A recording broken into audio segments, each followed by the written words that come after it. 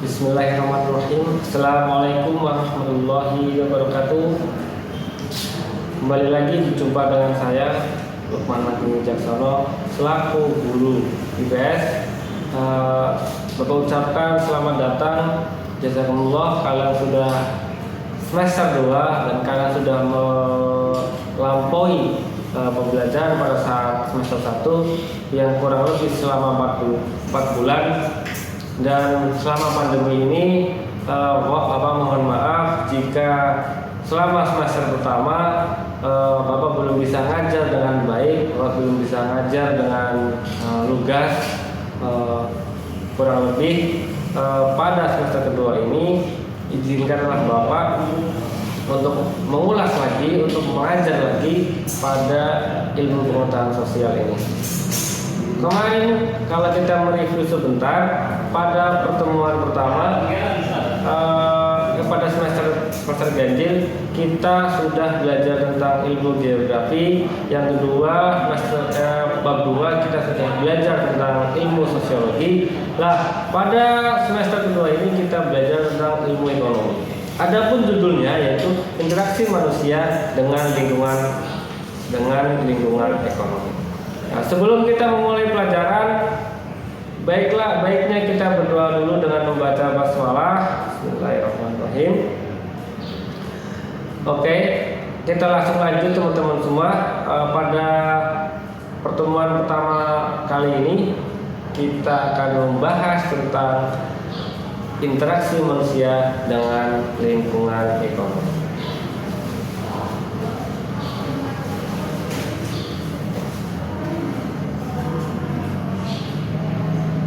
Adapun tujuan pembelajaran pada kali ini adalah yaitu dapat memahami lingkungan ekonomi dan kegiatan ekonomi sebagai interaksi manusia dengan lingkungan ekonomi. Yang kedua, dapat memahami pasar sebagai tempat interaksi manusia dengan lingkungan ekonomi. Yang ketiga, yaitu dapat memahami masalah tenaga kerja dalam lingkungan ekonomi. Karakternya gimana? Kerja keras, gemar membaca, toleransi, kreatif, dan lain sebagainya. Lanjut.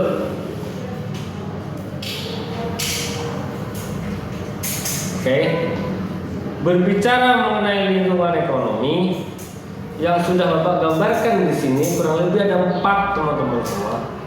Ada 4 lingkungan ekonomi yang sering kita jumpai, yang bahkan yang sering kita lihat.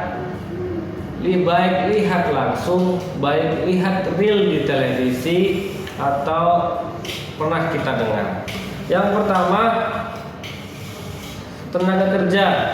Tenaga kerja ini biasanya apa? Biasanya kita lihat di mana? Di kawasan-kawasan PT atau perseroan.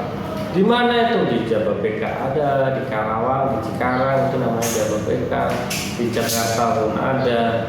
Yaitu apa? Tenaga kerja itu salah satu lingkungan ekonomi. Disitulah perekonomian dimulai. Disitulah macam-macam produk dan lain sebagainya diciptakan. Yang kedua, modal teman-teman semua.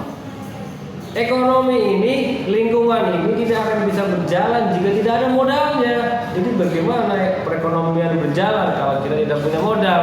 Jadi mau nggak mau modal menjadi alasan utama salah satunya agar lingkungan ekonomi tercipta. Ketika sudah ada tenaga kerja, sudah ada modal, tapi tempatnya nggak ada. Nah, gimana caranya kita menjalankan ekonomi? Modalnya banyak apapun, kalau tidak ada tempatnya, kalau tidak ada tanahnya, tidak akan bisa terlaksana lingkungan ekonomi. Mau tenaga kerja sebanyak apapun, tapi kalau tidak ada tempatnya, ya tidak akan bisa jalan. Jadi yang keempat, kewirausahaan, yaitu pemasaran. Tanahnya luas, modalnya banyak teman-teman semua. Tenaga kerjanya ratusan bahkan ribuan. Tapi perusahaan tersebut tidak mempunyai kewirausahaan atau pemasaran yang handal. Akibatnya apa? Akibatnya stok barang menjadi banyak, keluarnya pun sedikit, sedangkan yang masuk barang semakin banyak. Jadi keempat-empatnya ini menjadi satu kesatuan yang menciptakan yang namanya lingkungan ekonomi. Keempatnya ini tidak bisa dipisahkan antara tenaga kerja, modal, tempat atau tanah, dan pemasaran. Keempatnya ini tidak bisa dipisahkan. Keempat inilah yang menjadi sebutan lingkungan ekonomi. Sampai di sini paham? Oke, mari kita lanjut.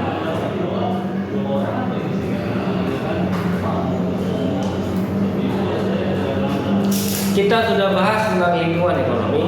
Sekarang kita bahas pelaku ekonomi. Saya sudah membedakan 4 dari pelaku ekonomi. Tadi lingkungan ekonomi ada 4 yang saling terkaitan, dan sekarang yaitu pelaku ekonomi yang kurang lebih juga saling mengisi. Kalau pelaku ekonomi saling mengisi. Yang pertama ada rumah tangga konsumsi, atau bisa diartikan yaitu emak-emak yang sering belanja sayuran di tukang sayur, emak-emak yang sering belanja di pasar, di supermarket, dan lain sebagainya. Yaitu namanya rumah tangga konsumsi. Lalu bagaimana dengan rumah tangga produksi? Itu ibu-ibu atau mama yang dia bisa menciptakan, dia bisa mengelola itu barang atau itu makanan. Contohnya misalkan mungkin ada di antara kalian mama atau ibu kalian yang di rumahnya jualan online, misalkan bikin minuman toksik atau bikin Thai tea kemudian dijual lagi. Itu namanya rumah tangga produksi. Dia bisa menciptakan barang atau makanan atau dasar rumah tangga produksi. Pelaku ketiga yaitu apa? Pemerintah. Pemerintah ini perannya sangat luas karena dia menjadi sektor utama pelaku ekonomi. Dia menjadi tonggak utama dari berjalannya ekonomi. Jadi di negara manapun pelaku ekonomi yaitu pemerintah.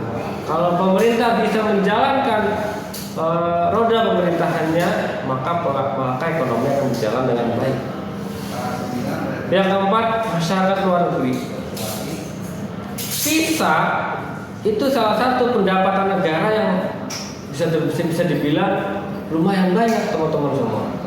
Jadi ketika ada orang datang ke Indonesia itu dia membayar visanya harus ada. Jadi salah satu pelaku ekonomi tidak hanya orang dalam negeri, tapi orang luar negeri pun menjadi pelaku ekonomi.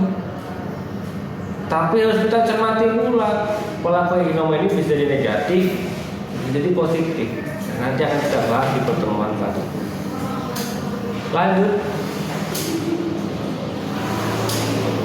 Hubungan berbagai pelaku ekonomi. Di sini ada masyarakat luar negeri, ada pemerintah, ada rumah tangga produsen, ada rumah tangga konsumen. Pemerintah ini di tengah-tengah teman-teman semua. Masyarakat luar negeri ditaruh di atas. Sebagai apa? Sebagai impor dan sebagai ekspor.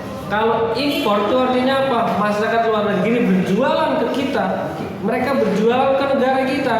Sedangkan kalau ekspor, kita berjualan ke luar negeri. Maka dari itu pemerintah menjadi tonggak utama dari berjalannya perekonomian di Indonesia ini. Di sini ada rumah tangga konsumen, ada rumah tangga produsen.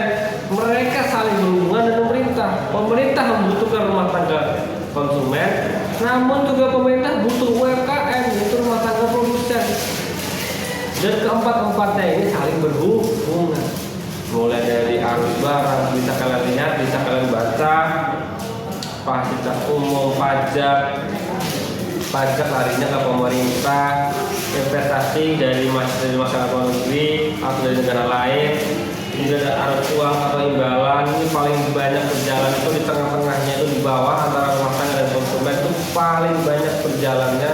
Jadi pemerintah itu kalau mau maju ekonominya harus menjalankan roda pemerintahan di mana? Di masyarakat rumah tangga dan masyarakat konsumsi dan masyarakat rumah tangga produsen. Jadi itu tonggak utamanya kalau ingin berjalan di suatu, kalau ingin ekonominya berjalan di suatu negara. Kita lanjut teman-teman semua. Ini adalah yang terakhir.